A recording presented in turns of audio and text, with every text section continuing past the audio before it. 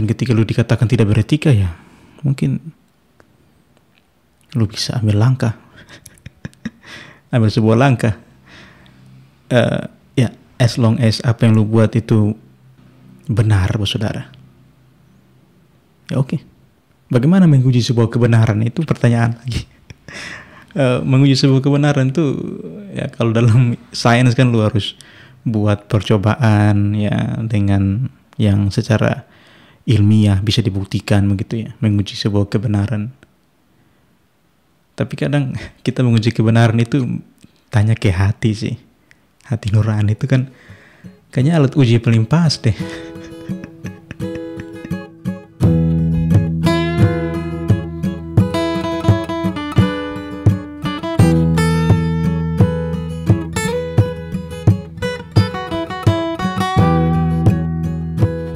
Saudara, jumpa lagi di ATW Podcast. Sudah berbulan-bulan beta tidak membuat episode dan kangen juga, saudara. Bahkan beta sampai lupa cara install ini kabel-kabel ini. Ya, saudara, cukup banyak hal yang sebenarnya beta hanya amati, ya, yang beta setelah menilai kembali, oh kenapa beta tidak buat episode pada saat itu ya. Termasuk ketika beberapa waktu lalu ada gerakan yang sangat luar biasa yang ya beta harus apresiasi ya, peringatan darurat itu ya, Garuda biru itu ya. Suatu momen yang kemudian membuat orang-orang itu ya terbuka pikirannya bahwa wah, kita tidak bisa semena-mena nih ya. Beta kemudian berpikir lagi beberapa episode yang beta pernah buat ya terkait dengan kondisi bangsa ini. Beta bilang beta anak 90-an dan beta hanya melihat, mengagumi ya tokoh-tokoh reformasi ya, mahasiswa yang demo waktu itu, dan semuanya itu beta hanya kagumi. Beta lihat lewat berita, lewat buku-buku atau artikel yang beta baca. Tapi kemarin ya, meskipun beta tidak turun ke jalan ya untuk demo dan seterusnya, tapi dengan membuat story ya, gambar peringatan darurat itu, beta kayak semacam merasa bangga juga bahwa beta berkontribusi juga ya untuk gerakan itu. Dan luar biasa, beta pikir gerakan-gerakan seperti ini jangan punah ya, jangan hilang ya. Kita harus ya, seperti episode yang beberapa bulan yang lalu ya, beta bilang kita berusaha untuk memelihara keresahan ini ya, karena tanpa keresahan itu beta pikir ada orang-orang yang kemudian mengambil untung ya dengan hal-hal yang mereka anggap normal ya. Ya, beta pikir keresahan itu lu terus pelihara lah ya. Bukan kalau kita lihat lingkungan yang terlalu makro ya tentang bangsa ini, mungkin kita bisa lihat terapkan di hal-hal mikro, kayak di lu punya tempat kerja, misalkan lu punya keresahan, lu inginkan sebuah perubahan yang baik, beta pikir menjadi suatu kewajiban untuk lu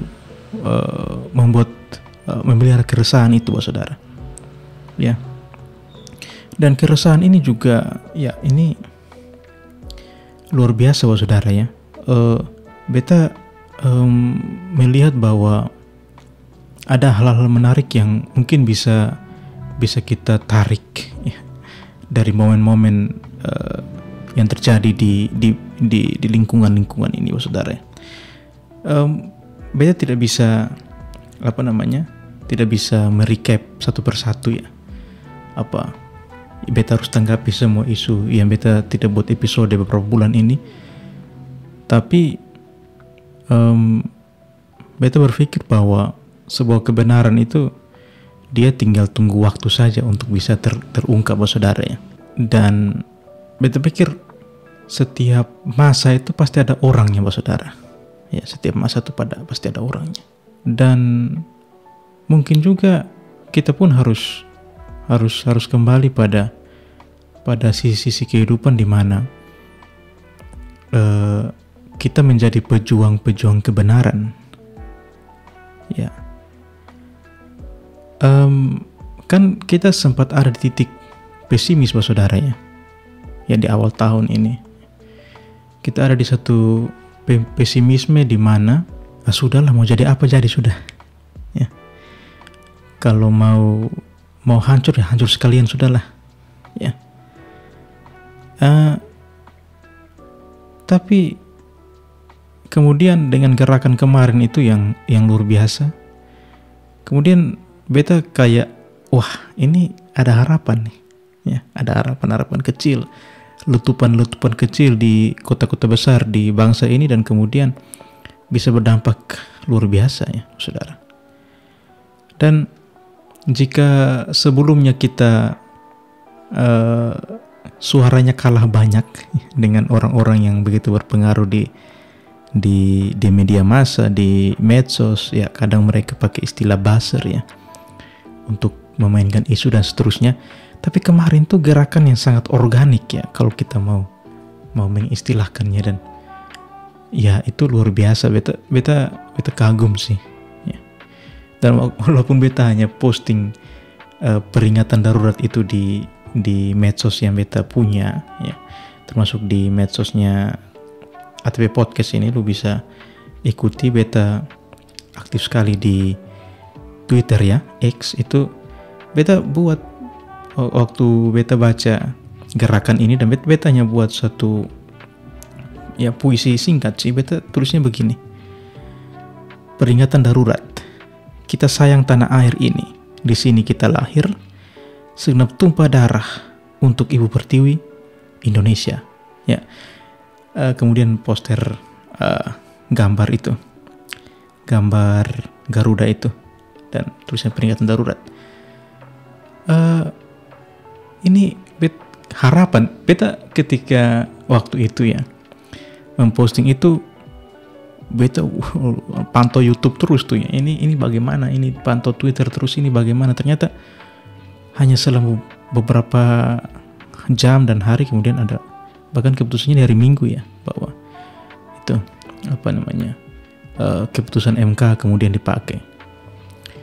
Dan kebetulan sekarang beta ada di lingkungan salah satu kampus besar ya di bangsa ini, di Indonesia. Itu di sudut-sudut kampus itu juga ada tuh ya poster peringatan darurat, kemudian ada tulis tolak politik dinasti dan seterusnya. Beta lihat masih ada harapan-harapan kecil yang muncul ya dari generasi ya, generasi sekarang ya. Ini luar biasa beta pikir. Artinya keresahan itu kemudian mendapatkan titik temu ya, dan kemudian meluap, dan kemudian kita lihat dampaknya begitu besar, luar biasa ya, luar biasa. Meskipun saudara ya, beta tidak bisa pungkiri bahwa setelah gerakan itu sebenarnya masih banyak hal yang kemudian menjadi PR kita ya, menjadi keresahan kita yang belum juga terjawab ya. Tapi dengan kemarin ya, beta kembali lagi ke statement yang beta buat bahwa membuka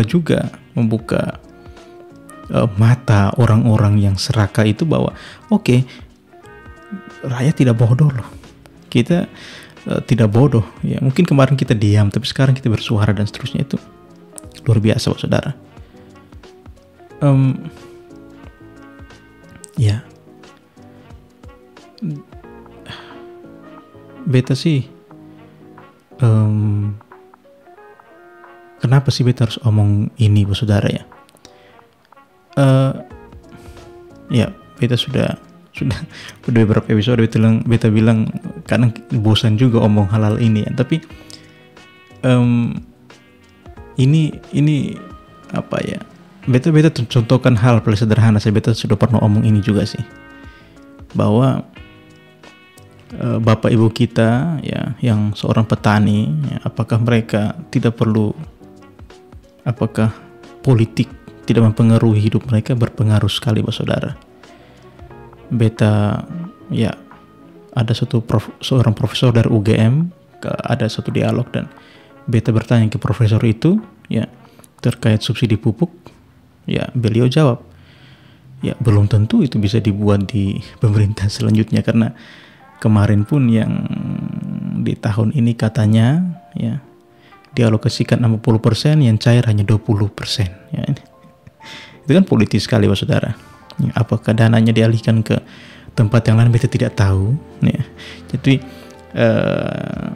ya, jadi petani yang pikul Bapak Ibu kita ya, yang pikul pacul, pikul sabit ya, ke sawah, ke ladang itu terpengaruh juga oleh politik. Makanya beta punya channel, beta punya ATP Podcast yang sudah 3 tahun ini, dan beta pikir beta harus bersuara ya, selagi ada medianya ya.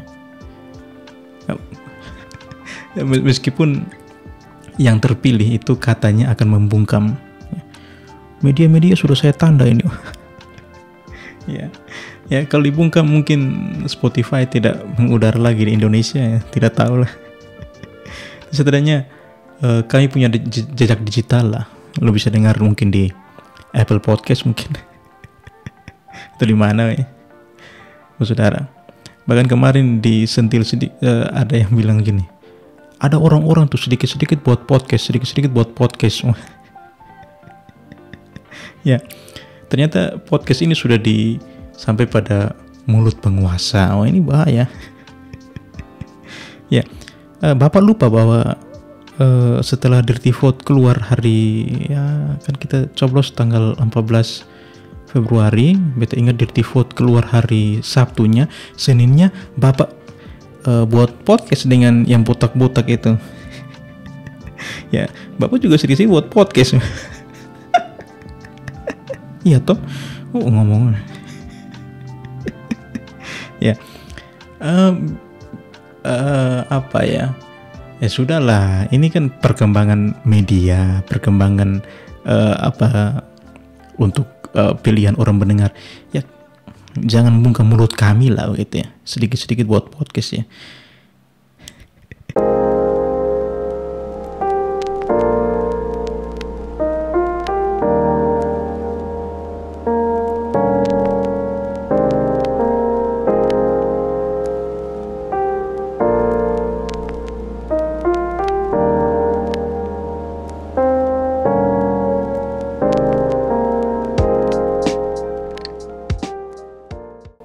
Beta pun agak teduh Pak Saudara ya, meskipun beta bukan orang yang sangat religius. Beberapa hari ini ini hari ke-3 ya, beta take podcast ini, ada kunjungan dari Paus Fransiskus ya ke Indonesia, dan beliau datang ke Indonesia ya, kalau tidak salah beliau Paus kedua yang datang ke Indonesia. Yang pertama tuh kalau tidak salah datang di Larantuka ya, atau Maumere, beta lupa tahun ya, sudah lama lah. Pak Saudara, Paus Fransiskus datang, kemudian dengan kesederhanaannya ya, beta sempat nonton live streamingnya ketika beliau di Katedral Jakarta ya. Tadi barusan pun ada misa di stadion itu. Apa sih maknanya? Beta pikir beliau memilih Indonesia ya. Beta pikir ini juga mungkin ya, ini keinginan semesta juga ya, bahwa Indonesia itu bangsa yang besar loh ya, dengan keberagamannya ya. Dan itu harus kita terima Bapak Saudara ya. Beta suka kata-katanya Rocky Gerung ya, yang kemarin baru berkelahi, hampir berkelahi di TV mana tuh ya. Dia bilang Indonesia tuh harus sadar bahwa beragam, makanya butuh persatuan, bukan bukan sebaliknya gitu ya. Kita memaksakan kebersamaan, maksudnya kita tidak mau keberagaman, kita mau satu yang sama ya. Unity in diversity ya. Keren sih kata-kata itu ya. Paus Fransiskus datang dengan menunjukkan kesederhanaannya. Beliau menunjukkan ya, dalam istilah Katolik ada kaul ya, kaul kemiskinan. beliau menunjukkan itu sih. Ya. Dia mau menjadi yang sederhana, ya. Dari orang yang dia meniru orang yang paling sederhana, dan dia tidak mau lebih sederhana dari. Jadi, ya, luar biasa. Maknanya besar sekali untuk segi-segi kehidupan, ya, baik kita kehidupan berbangsa maupun kita secara pribadi atau kelompok, ya. Apakah hari-hari ini kita mengejar materi, ya, kita mengejar nama baik, ya. Ya, kemarin ada profesor dari mana tuh, profesor yang tidak mau menuliskan nama gelar profesornya, ya. Rektor UII, ya, UII Yogyakarta. Beliau tidak mau lagi pakai gelar profesornya, langsung tulis saja nama saya begitu, ya. Di saat yang lain mengejar gelar profesor itu dengan berbagai cara yang ditelusuri oleh Kompas sampai di Inggris sana. Luar biasa Kompas. Paus menunjukkan suatu kesederhanaan yang, ya, luar biasa sih. Beta dulu tuh pernah punya prinsip, ya, meskipun prinsip itu kemudian setelah beta dewasa beta kaji lagi, prinsipnya ekstrim juga. Beta pikir beta punya prinsip hiduplah sederhana, ya, sesederhana mungkin asal jangan mati. Hiduplah sederhana, sesederhana mungkin asal jangan mati. Itu kalau lihat kembali, ya, ekstrim juga itu prinsip hidup. Apa sih makna kesederhanaan, ya. Beta tuh cenderung tidak mau untuk mencolok. Ya, ya, kalau ada yang masih bisa dipakai saja, atau kalau kita bisa sederhana, kenapa kita harus mewah dan seterusnya. Ya, Paus tuh datang dan menjelaskan banyak hal sih kalau kita mau ulik satu persatu, saudara. Karena di posisi beliau itu kemungkinan untuk dia menjadi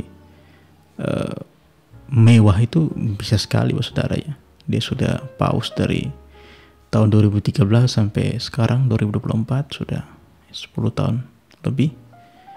Luar biasa. Dan mungkin dia datang ke Indonesia memberikan makna untuk bangsa ini juga, ya.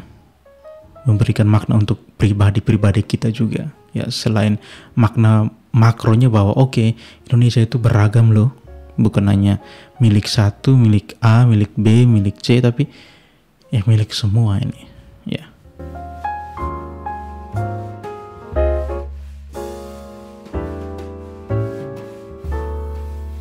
Ya, mungkin kita pernah ada di masa-masa itu, ya. Kalau kita mau sebut 2017, ya, masa-masa kelamnya Indonesia yang sangat terpolarisasi, ya, isu dimainkan sana sini untuk kepentingan ini itu. Kita pikir setelah ini kita harus menilik lagi kebangsaan kita tuh mau kemana sih, ya. Atau lu secara individu bagaimana menerima keberagaman. Dari situ baru kita bersatu, bukan memaksakan keberagaman ini untuk sama, itu kan. Itu kurang bagus, saudara. Sama juga mau buat koalisi gemuk, mau lawan kota kosong, mau menghambat ini itu, aduh. Itu kan kurang bagus, saudara. Jadi ya sudahlah.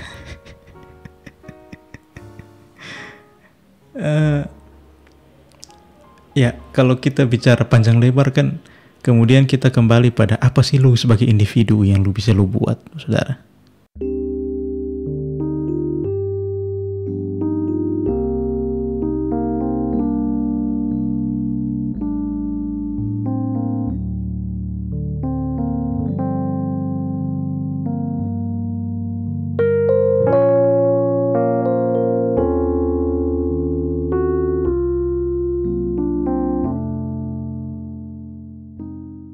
Kita menyebut kata etika moral itu menjadi hal yang wajib, ya, saudara, ya. Lu beretika, lu bermoral, dan itu mungkin ya tidak tertuliskan dalam hukum atau apapun itu. Tapi terkadang juga kita harus bertindak, saudara. Ya. Kalau kita lihat di Injil, saudara, ya, ada momen Yesus itu, ya, dia marah-marah di bait suci, saudara, ketika dia datang ke Yerusalem itu. Kenapa dia marah-marah? Karena bait suci dijadikan pasar, begitu, orang jualan apa segala macam di situ, dan dia marah-marah di situ. Dia hancurkan itu tempat-tempat orang jualan, kalau kita nonton di film itu, saudara, ya. Artinya ada momen dimana kita pun harus marah, ya, ketika kita melihat suatu hal yang kurang bagus, ya. Hal yang tidak semestinya seperti itu. Maka kemudian di bagian kitab suci yang lain, di Amsal, ya, dia menuliskan ada orang yang berpengetahuan, ada orang yang berpengalaman, ada orang yang bijak, ya, ada orang yang bodoh. Di situ tidak disebutkan orang yang pintar atau cerdas. Ya, dia hanya tulisnya berpengetahuan dan berpengalaman, ya, dan bijak. Tapi disebut di situ ada orang bodoh, gitu, menghina pengetahuan dan seterusnya. Masing-masing kita punya peran di situ. Terkadang lu harus marah ketika lu lihat sesuatu, ya, dan ketika lu dikatakan tidak beretika, ya, mungkin lu bisa ambil langkah, ambil sebuah langkah, ya, as long as apa yang lu buat itu benar, saudara. Ya, oke. Bagaimana menguji sebuah kebenaran, itu pertanyaan lagi. Menguji sebuah kebenaran tuh, ya, kalau dalam sains kan lu harus buat percobaan, ya, dengan yang secara ilmiah bisa dibuktikan, begitu, ya, menguji sebuah kebenaran. Tapi kadang kita menguji kebenaran itu tanya ke hati sih. Hati nurani itu kan kayaknya alat uji paling pas deh. Ya, alat uji paling pas, ya. Ya, menguji kebenaran, keren juga, ya. Saudara, mungkin itu saja untuk episode kali ini, saudara. Terima kasih bagi yang masih dengar podcast ini, ya, FTP Podcast. Ya, ini beta masuk season ke-4, ya. Ya, syukur season ke-4.